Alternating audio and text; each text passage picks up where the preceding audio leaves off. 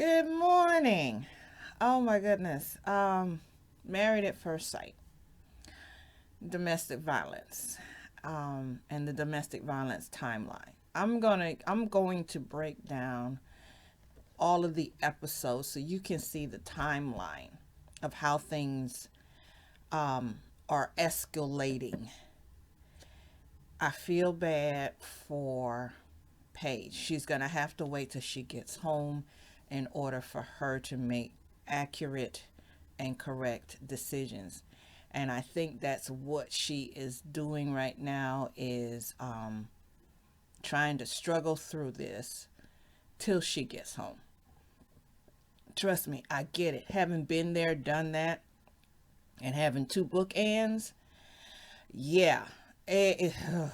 With the last one being way worse than the very first one, but their ways were everything about them was very similar. The difference was their ages. And so I'm speaking from experience. Okay. The timeline. First thing is the marriage. Start with the wedding day.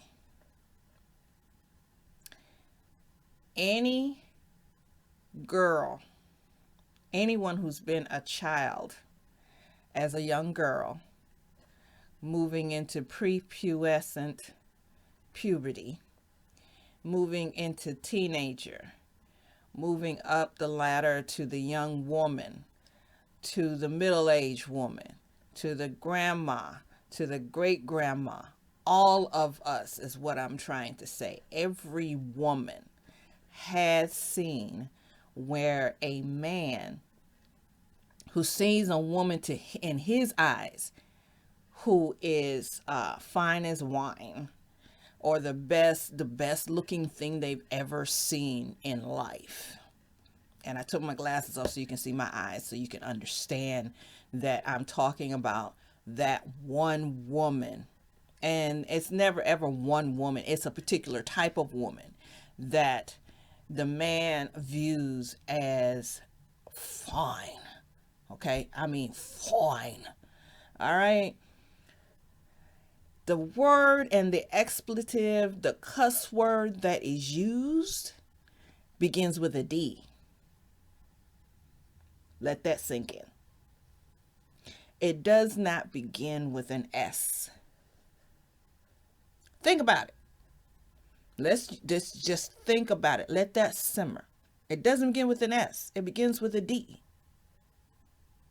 When they opened the doors, and I sincerely do believe that Chris knew when he was standing at the altar.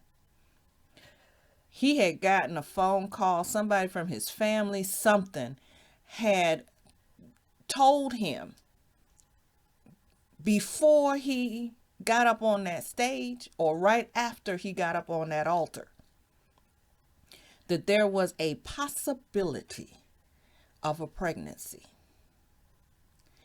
and that the person was going for testing. Because see, that's what women do. As a rule, women don't even verify that they're pregnant. They just have a thought of pregnancy. They haven't gone for the test or anything else. And the first thing they do before they go for the test is to go and tell the man that they think is their baby daddy. Or they go and tell their husband, there's a possibility I'm pregnant. And I'm thinking about that way back when all I did was eat off of a plate and people were already circulating the rumor back to him that I was pregnant. Hadn't went for a test, nothing. Didn't have any issues or problems, nothing. Wasn't sick, nothing. Only thing I did was start eating off of a plate. I was suddenly hungry. That was it. Okay? So if people are going by that before I even went for a test, I'm more than sure he was standing at that altar and he already knew that this possibility was coming. But he was going through with the marriage in the first place. Says a lot. Like I said, we're looking at the timeline of things, how things went. Okay. Start there. And like I said, he didn't say the D word. He didn't cuss with the D word. He cussed with the S word. When those doors opened and he looked at Paige, the two men, stepdaddy and daddy, who was walking Paige in, that was their signal, because they even knew what that meant. That was their signal. If they were really a part of her life, if they really had loved and adored her, if she truly was a daddy's girl, if she really had the adoration, the acceptance, and the love she needed, they would have turned, at least one of them would have instantaneously turned her around, backed her out the door, and said, "You know what, baby girl, I want you to stay here 1 minute. Just hold on 1 minute. Don't fuss." And one would stay with her to keep her calm, and the other one would be like, "You know what, brother man, could I have a word with you for a minute, please? Just a word. I know you don't know me, but can we just talk on the side for a minute before I bring our daughter in?" You know what that did was, and it set Paige up right then and there. The fact that these two men still continued to bring her down the aisle, knowing what he had just said. He didn't use the S word. He didn't use the D word, which would have meant that she was fine to him, that he was attracted to her, that he just was praising the gods up above, that this was the woman selected to be his wife. He used the S word.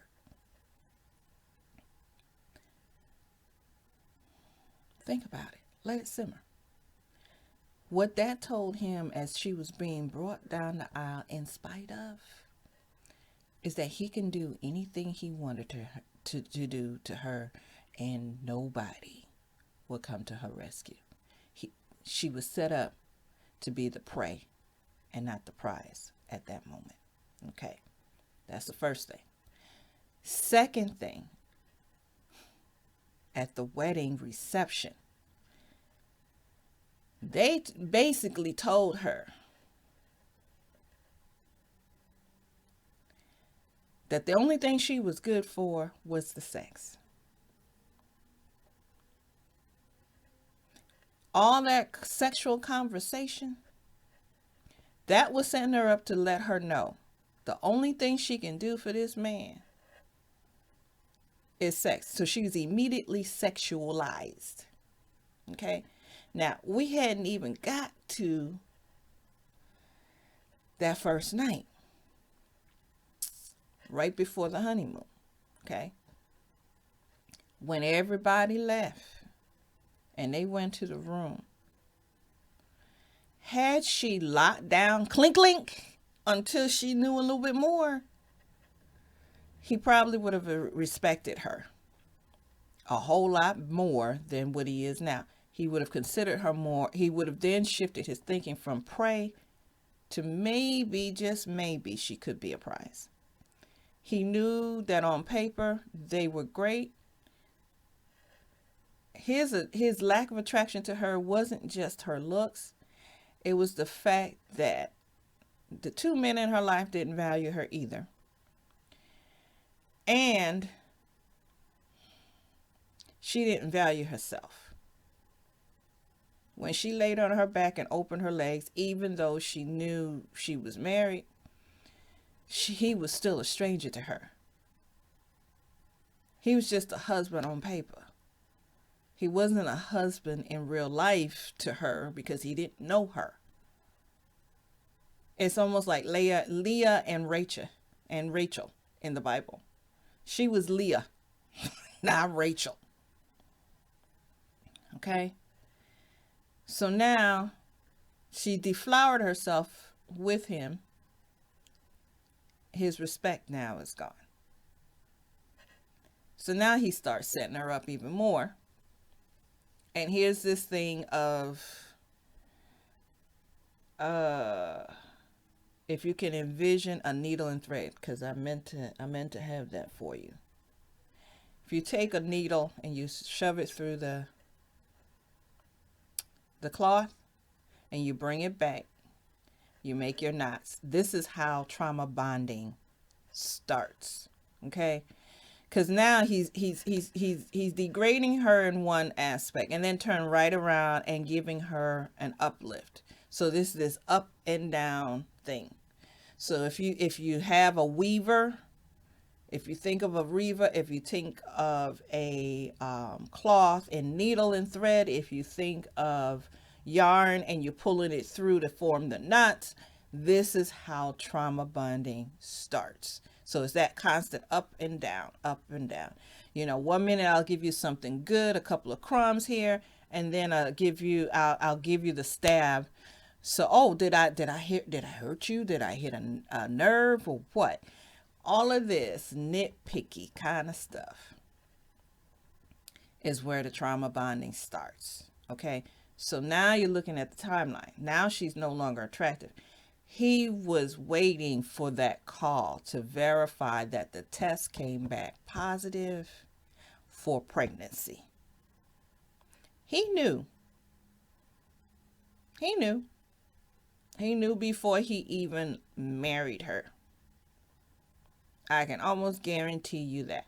Because just think of yourself as a woman who has thought you were pregnant. Whether you were or not, it's a whole nother thing. But just the thought that you're pregnant, the first thing you do is notify the father.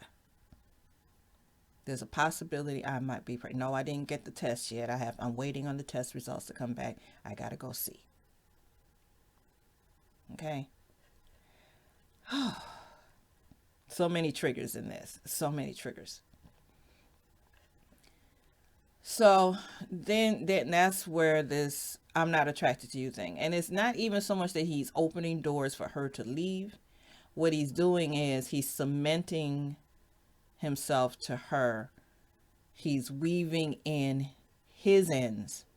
So there's a connection that's trauma all the way around. Okay. That's the mental emotional abuse. All right. Here's the next setup. So now, running around to tell her that whether or not that this woman is pregnant. He's got somebody pregnant before he married her. Okay. She's about to be a stepmom, bonus mom, whatever you want to call it. All right. I almost can guarantee that when he pulled her in that bathroom and told her to take everything off that would allow the world to hear what they were saying or what he was supposed to be saying, he didn't just tell her about someone being pregnant. He also made a threat. I'm more than sure he did. I'm more than sure he did. When I think back and look over the two bookends and how they operated, more than sure there was a threat involved. More than sure. So now she's out of her state. She's away from family. She's away from her own home. Okay? She's stuck. She's stuck because she didn't pay the airline to get to Las Vegas. She didn't pay for the hotel. She didn't pay for anything. And she has to wait. I'm more than sure she didn't. She just brought enough money for spending. That's if she had to spend anything at all.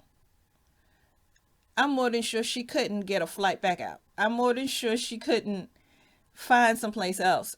You're in the middle of COVID. There's nothing open. They open specific place. If you look at everything, and the reason why they're wearing their masks, you don't see no other people anywhere. They open those buildings, those places to eat, those things to do just for that group.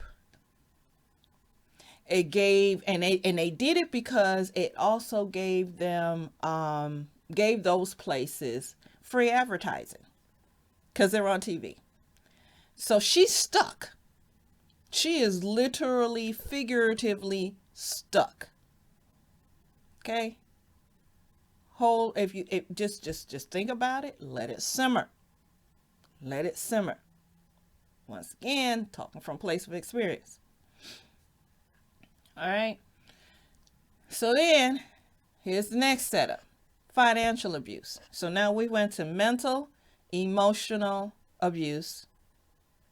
Now we're going into financial abuse. When they talked about money. And he made sure she knew that she made a quarter less than him. And to be honest with you, he strikes me as the type of man who would be driving around a Mercedes and then pulling up to a HUD house with the sheets on the window. I'm so sorry. That's just the way he comes across to me. All right? He made sure she understood that she made, not only that she made a quarter less than him, but by saying that, he also devalued her as a person and her efforts in her life and her accomplishments. He devalued that all the way around. Then he told her, then he acted like a pimp. Well, when you get your money, you need to split it with me. Wait a minute. I know we married, but why do I have to split my money with you? Things that I hadn't thought about way back when, I see it now. Okay.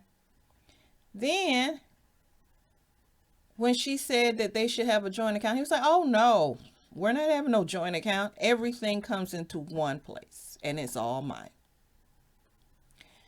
By taking away her financial value, by telling her in advance that she needs to give her money to him, he's also taken away her freedom. Because think about it. If you don't have any money, where are you going? Where are you going to run to? When things get crazy, what are you going to do?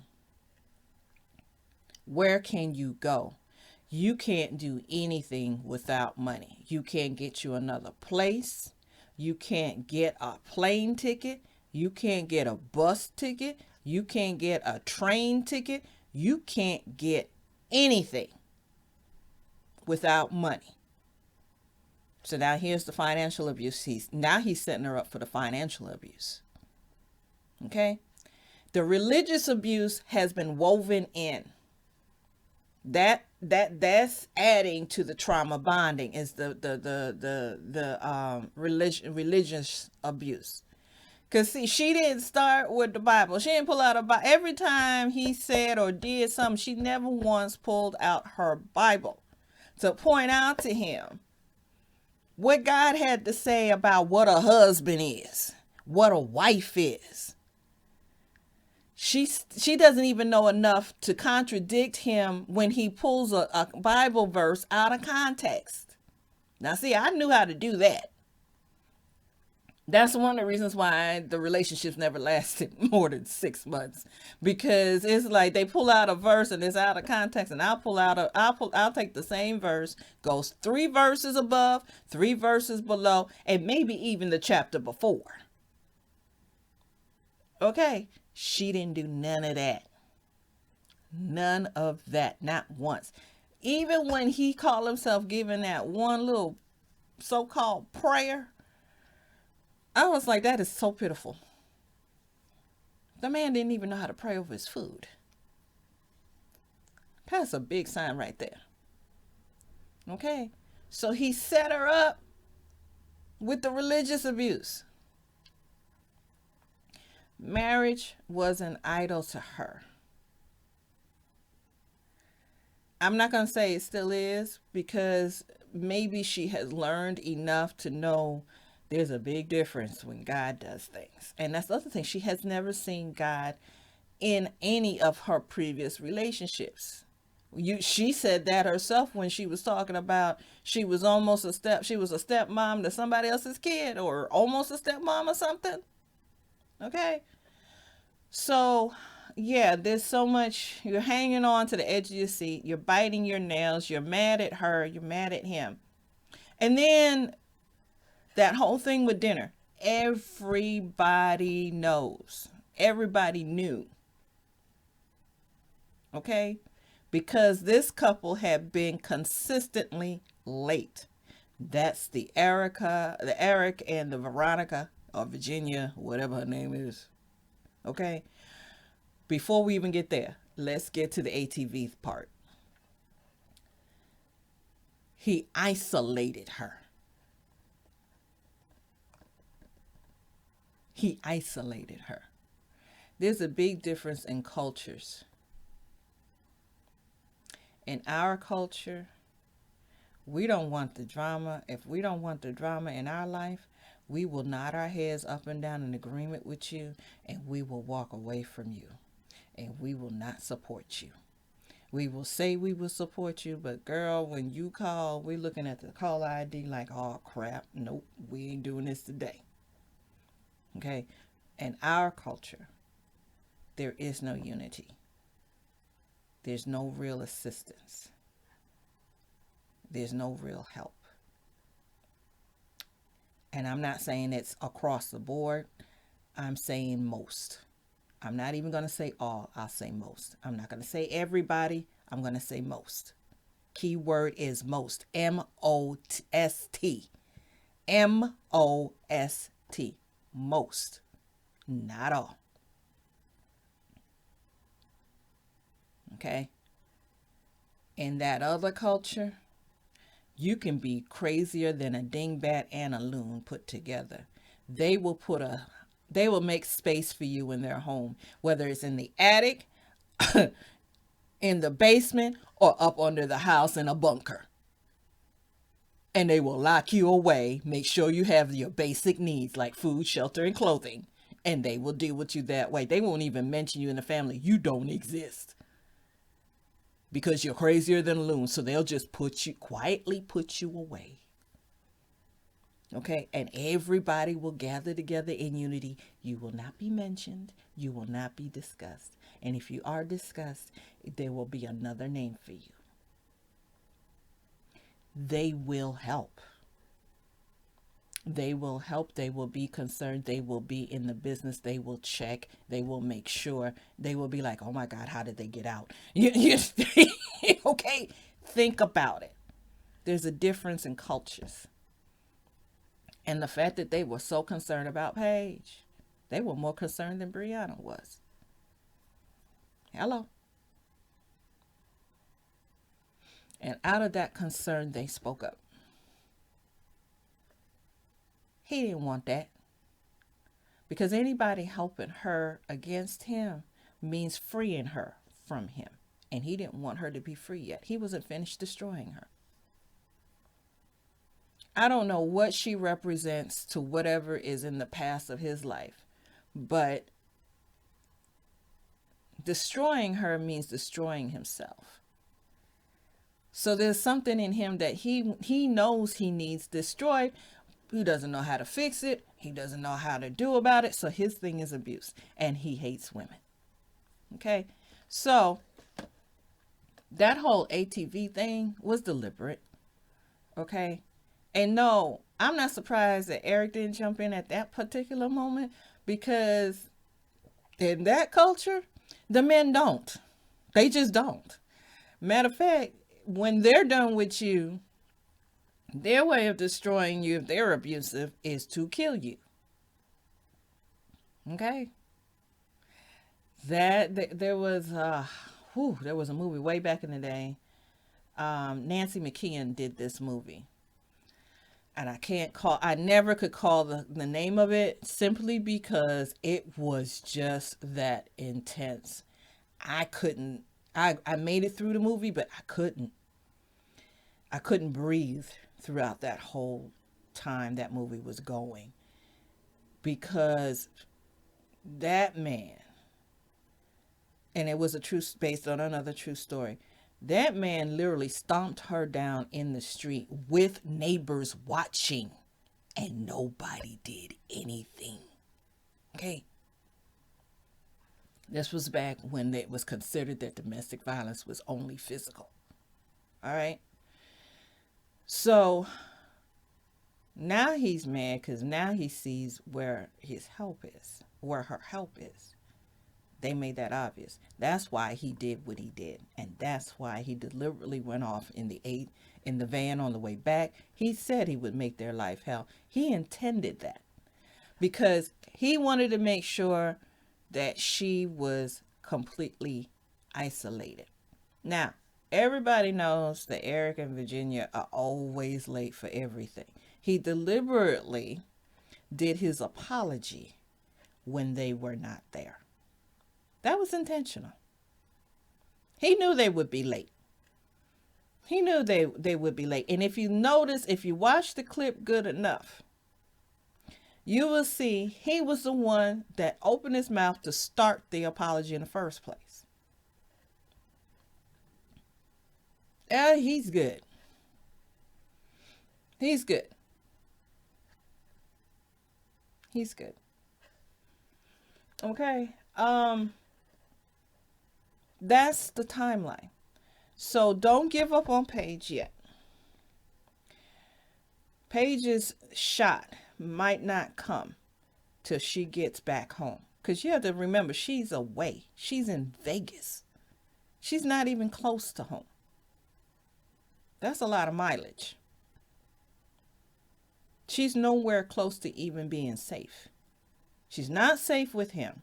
She's not safe with production. She's not safe with the experts. She's got to wait till she gets home. Now, when she gets back to on her turf, that's when what she's going to do will count. In the meantime, her hand's stuck in the lion's mouth.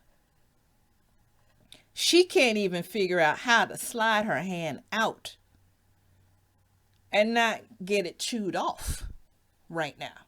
She can't figure that out right now. She's been hit too hard, too fast, with too much.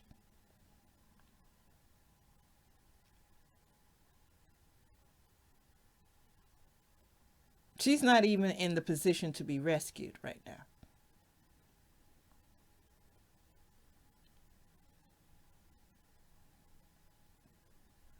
This next episode, when they get home, that's the episode that's going to count.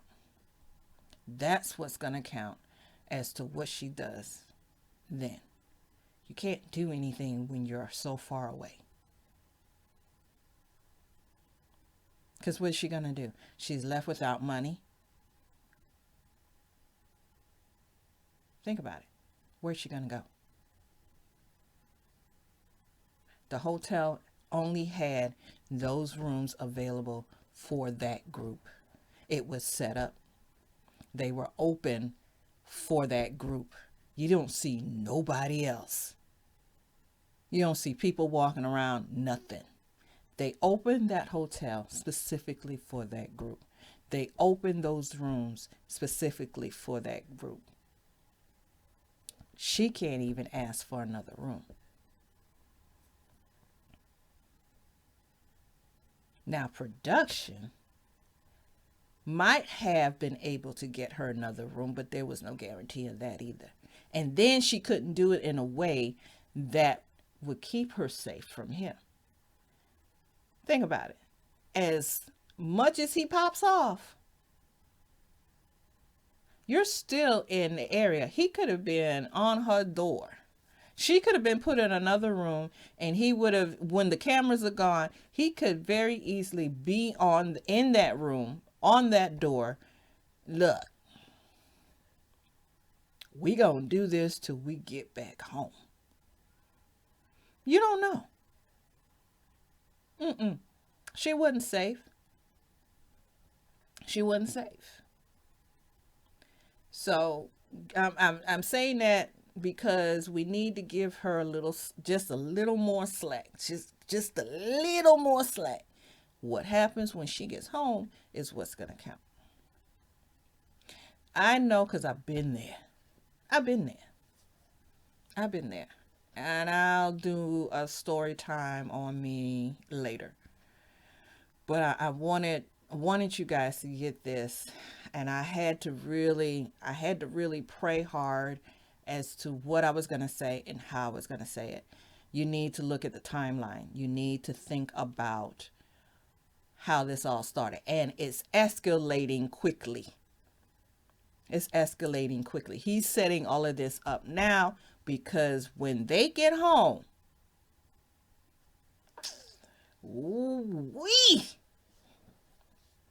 When they get home,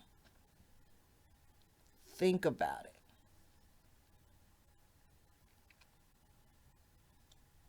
It's got to be automatically done. She will know every single cue.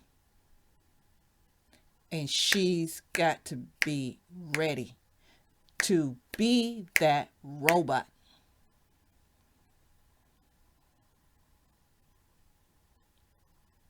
He's got to break her down now. Because if he doesn't, when they're on home turf,